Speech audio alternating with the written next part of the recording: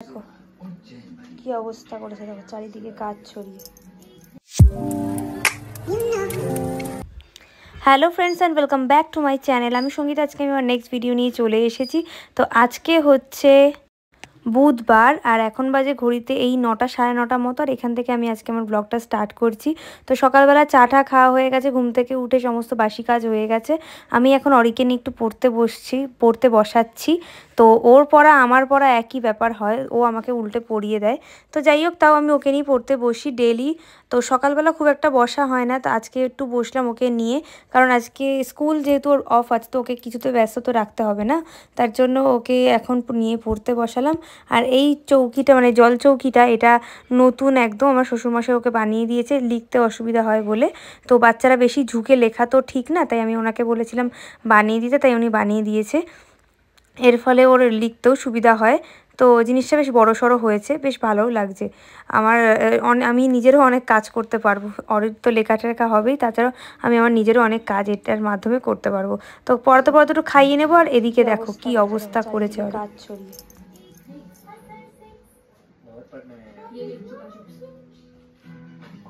কি করে পড়লো এটা? পড়লো ভাঙলো কি করে সেটা বলো।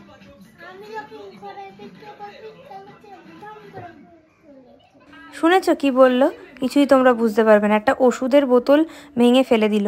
তো কাজ পরিষ্কার করার পরে আমি না এইভাবে প্লাস্টিকে ভরে ডাস্টবিনে ফেলি, আর যখন ডাস্টবিনে ফেলি নোংরা, তখন বলে দিই যে এর ভেতরে কাঁচ আছে, কারণ পুরো নোংরার সাথে মিশিয়ে দিলে সেই নোংরায় যদি কোনো জীবজন্তু মানে কুকুর টুকুর যদি মুখ দেয়, তাদের মুখ ঠুক কেটে যায়, বিভিন্ন রকম, এটা খুব বাজে ব্যাপার হয়। প্লাস যারা নোংরা নিতে আসে তাদেরও হাত কেটে যাওয়ার চান্স থাকে।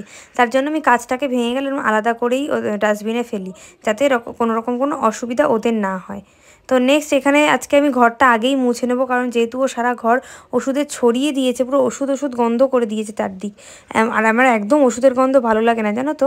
তো ওষুধ গন্ধ করে দিয়েছে চারদিক, তাই আমি ঘরটাকে ফিনাইল দিয়ে ভালো করে আগে মুছে নেবো, নাহলে সারা ঘর চিটচিট করছে আর বিশ্রী ওষুধের গন্ধ বেরোচ্ছে। তো অরি যখন ছোট ছিল তখন আমাকে এতটাও খাটতে হতো না, এখন যে পরিমাণে ও আমাকে দিয়ে খাটায়।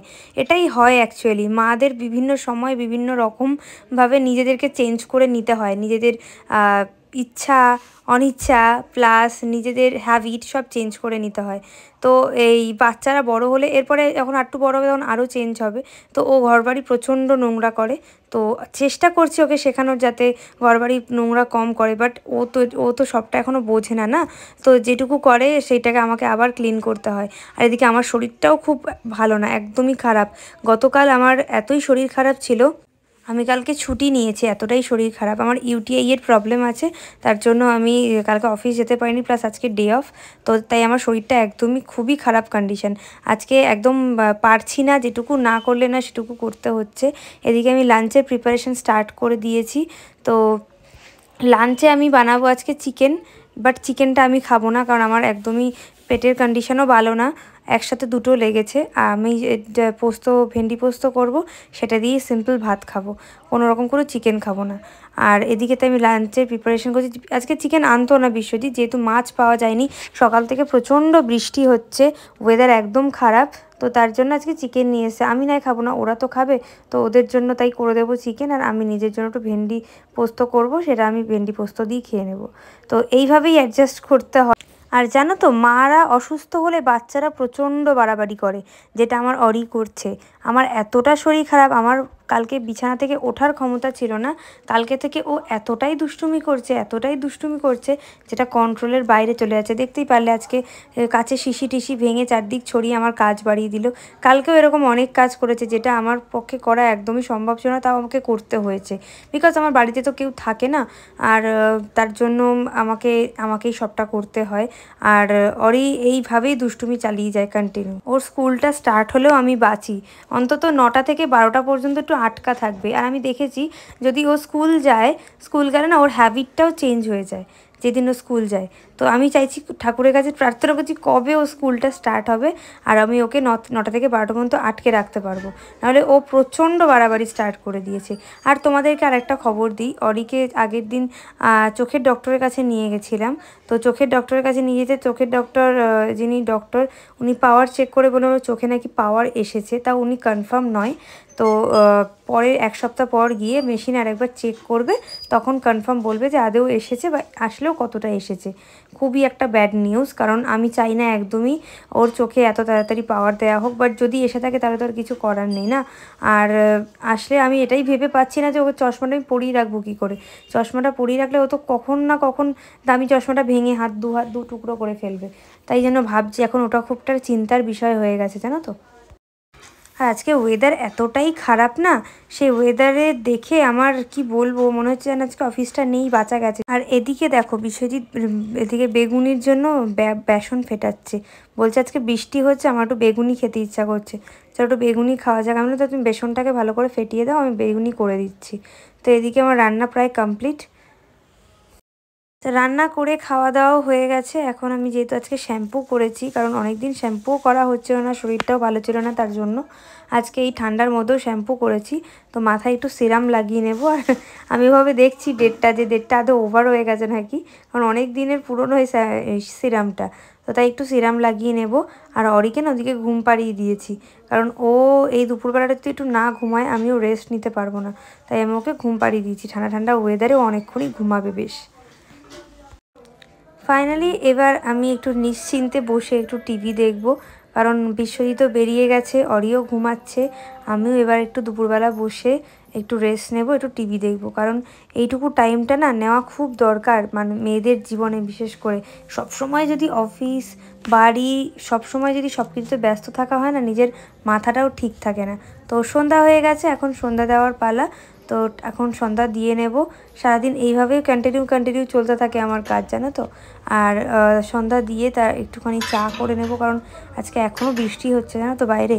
আর ওয়েদারটা এত ভালো লাগছে আজকে, যে বাড়ি আছি বলেই ভালো লাগছে, অফিসে থাকলে অত ভালো লাগতো না। এইভাবেই আমার সারাদিন চলে। আর দেখো শরীর খারাপ, তাও কিন্তু কন্টিনিউ করতেই হয়েছে সব কিছু। সত্যি কথা বলতে কি জানো তো, আমার কাজ করতে খুব ভালো লাগে, কারণ ঘরের কাজ করলে মনটাও ভালো থাকে। যদি শুয়ে বসে থাকি না, মনে হয় যেন রোগ আরও আটকে থাকে, তার থেকে বরঞ্চ কাজ বাজ করলে মনটাও ভালো থাকে, শরীরটাও খুব ফ্রেশ লাগে। তো তার জন্য আমি কাজের মধ্যেই থাকি যতক্ষণ বাড়িতে থাকি। আর বিভিন্ন দুশ্চিন্তাও হয় চুপচাপ বাড়িতে বসে থাকলে। বাড়িতে বসে থেকে আর কাজ কি, ফোন দেখা, টিভি দেখা আর অরির পেছনে টাইম কাটানো ছাড়া তার তো কাজ না। কিন্তু অরিকে যেটুকু টাইম দেওয়া সেটুকু আমি টাইম ঠিকই দেই।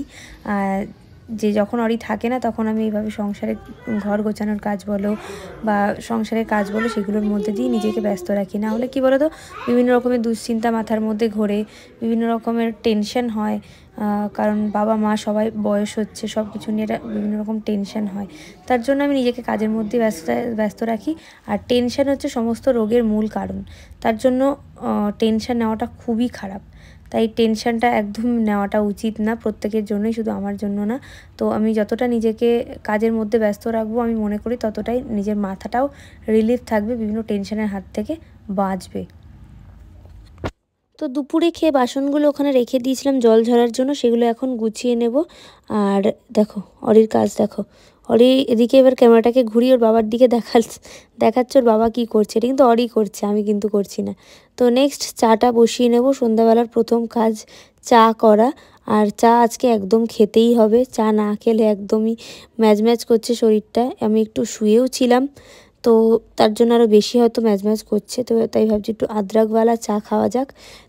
আর একটু চিকেন পকোড়া খেতে ইচ্ছা করছিলো আজকে বাড়ির সবার, যেহেতু রাত হয়ে মানে সন্ধ্যা হয়ে গেছে, বৃষ্টি পড়ছে, বেরোবো না আজকে, একদমই শরীরটাও ভালো নেই, তাই ভাবলাম একটু চিকেন পকোড়াও করব। তো এর পরের ব্লগে তোমাদেরকে হয়তো দেখাবো চিকেন পকোড়াটা আমি করছি কিভাবে। আর একটু ঘরে দুপুরে চিকেন হয়েছিল, সেখান থেকে আমি কিছু সলিড পিস রেখে আলাদা করে রেখেছিলাম, সেটা দিয়ে আমি চিকেন পকোড়া করে দেবো। অরি খুব খেতে ভালোবাসে চিকেন পকোড়া, মারাত্মক ভালোবাসে। ওকে ভাত না দিয়ে যদি চিকেন পকোড়া দিয়ে বসিয়ে রাখো, তাতে ও হ্যাপি। তো তাই চিকেন পকোড়া একটুখানি দিয়ে করবো।